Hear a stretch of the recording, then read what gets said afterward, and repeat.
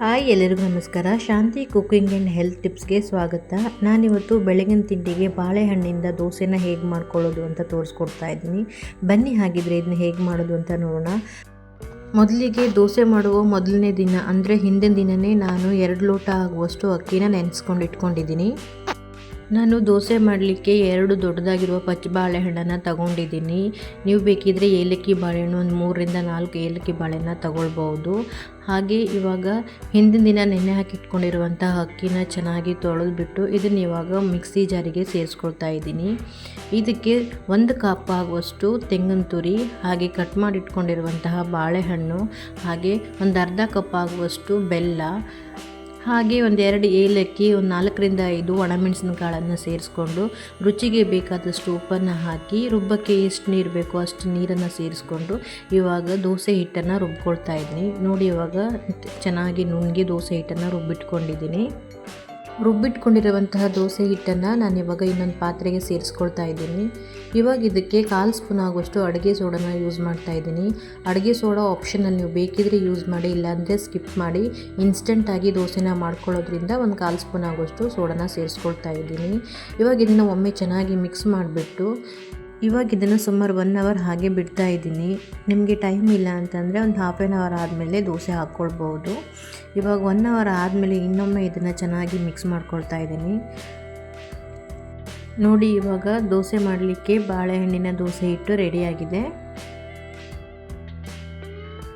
ನಾನು ಆಲ್ರೆಡಿ ದೋಸೆ ಮಾಡಲಿಕ್ಕೆ ಹಂಚನ್ನು ಗ್ಯಾಸ್ ಮೇಲೆ ಇಟ್ಕೊಂಡಿದ್ದೀನಿ.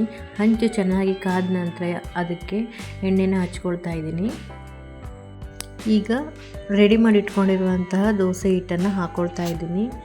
ದೋಸೆ ಹಿಟ್ಟು ಹಾಕಿದ ತಕ್ಷಣ ನಾವು ನಾರ್ಮಲ್ ದೋಸೆ ಮಾಡುವಾಗ ಸ್ಪ್ರೆಡ್ ಮಾಡ್ತೀವಲ್ಲ, ಆ ರೀತಿ ತುಂಬ ಸ್ಪ್ರೆಡ್ ಮಾಡಬಾರ್ದು. ಲೈಟಾಗಿ ಈ ಥರ ಸ್ಪ್ರೆಡ್ ಮಾಡಿದ್ರೆ ಸಾಕು.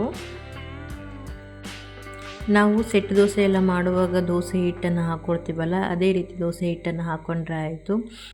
ಮನೆಯಲ್ಲಿ ಬಾಳೆಹಣ್ಣು ಇದ್ದಾವಾಗ ಕೆಲವೊಂದು ಸಲ ತುಂಬ ಹಣ್ಣಾಗಿಬಿಡತ್ತೆ. ಅಂಥ ಹಣ್ಣಾದ ಬಾಳೆಹಣ್ಣ ಯೂಸ್ ಮಾಡಿಬಿಟ್ಟು ನಾವು ಈ ರೀತಿಯಾಗಿ ದೋಸೆನ ಮಾಡಿಕೊಂಡ್ರೆ ತುಂಬಾ ಚೆನ್ನಾಗಿರುತ್ತೆ ತಿನ್ನೋಕ್ಕಂತೂ. ನೀವೇ ನೋಡ್ತಾ ಇದ್ರಲ್ವ ಈ ದೋಸೆ ಎಷ್ಟು ಚೆನ್ನಾಗಿ ಬಂದಿದೆ ಅಂತ ಹೇಳಿ.